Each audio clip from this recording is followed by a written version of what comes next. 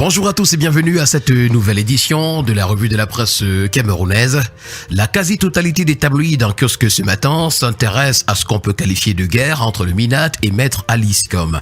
Et nous commençons ce matin avec la voix du consommateur qui titre à sa grande une « Suspension du rédac, Maître Com s'oppose au MINAT ». Dans la soirée du lundi 9 décembre, Maître Aliscom s'est rendu au siège du réseau des défenseurs des droits humains en Afrique centrale, en abrégé REDAC, à Bali pour enlever le scellé mis par les autorités administratives. Pour cette célèbre avocate et PCA du REDAC, la décision du ministre Paul Atangandi suspendant son ONG est insensée et illégale. Elle invite le président Paul Biya à arrêter son ministre de l'administration territoriale. C'est l'information ce matin à retrouver en parcourant les pages 4, 5 et 6. Et la même information est affichée à la grande une du quotidien Info Matin. ONG et associations non conformes, Atangandi siffle la fin de la récréation en invitant les brebis galeuses qui fonctionnaient encore sous la tolérance administrative à se conformer jusqu'au 30 janvier 2025. Le MINAT martèle que tout dérapage fera face à la dureté de la loi.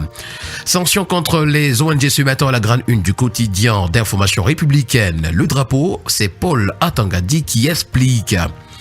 Le ministre donc de l'administration territoriale a le mardi 10 décembre 2024 expliqué la suspension de 5 ONG dans le REDAC en les accusant de blanchiment de fonds et d'activités subversives. Selon lui, plus de 6 milliards de francs CFA auraient été reçus sans justification claire. À la grande une du quotidien Vers Émergence ce matin, cette même information est traitée et affichée comme suit. MINAT REDAC, la guerre ouverte. Paul Atangandi s'est exprimé hier sur le sujet, tandis que Maître Aliscom s'est lancé dans un bras de fer, à retrouver d'ailleurs à la page 5. Pour le quotidien Le Messager, c'est Atangandi et la société civile dans une guerre sans merci. Avec le quotidien bleu d'Aman Mana le jour ce matin, Atangandi, les 16 milliards et les ONG. Avec le quotidien Mutation ce matin, c'est la tolérance zéro au sujet toujours de Paul Atangandi. Le MINAT déclare qu'il est venu le temps de mettre un terme à l'opacité dans le fonctionnement des associations. Ces organisations ont jusqu'au 30 janvier 2025 pour soumettre au MINAT leurs sources de financement et rapports d'activité. À la grande une du quotidien L'Info à chaud ce matin, convoqué par le préfet du Vouri, Maître Aliscom est resté droite dans ses bottes. C'est à retrouver des pages 6 à 8. Et nous allons parler de toute autre chose à présent avec l'hebdomadaire Expression économique. Fonds en déshérence, Yaoundé Libreville ignore l'Abillac.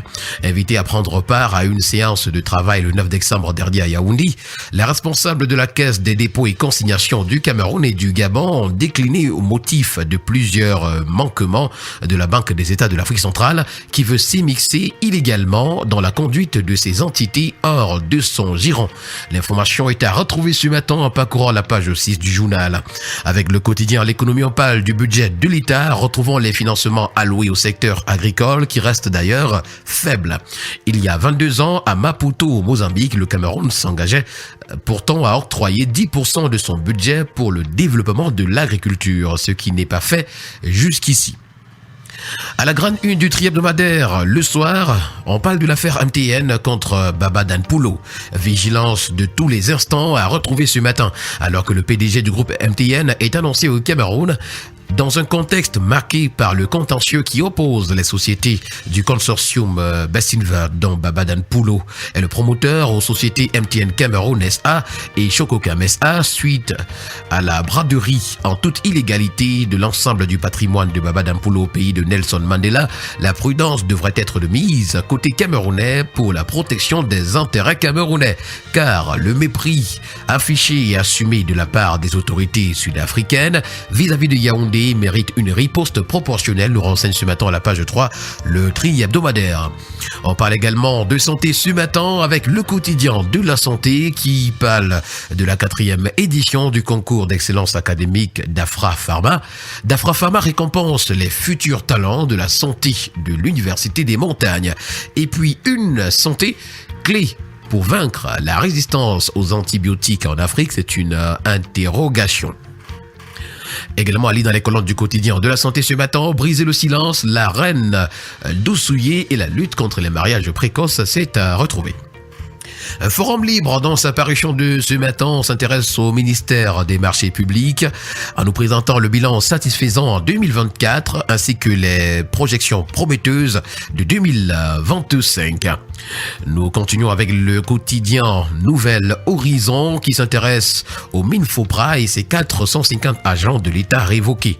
Dans le cadre de l'opération de comptage physique, le ministre Joseph Lé a révoqué 450 agents sur un total de 4007 pour assainir l'administration qui a révélé des cas d'absentéisme chronique et fraude. Et nous allons terminer le périple de ce matin avec le tri-hebdomadaire La Météo qui nous amène dans le département du Foundi où les agresseurs sont dans le viseur du préfet.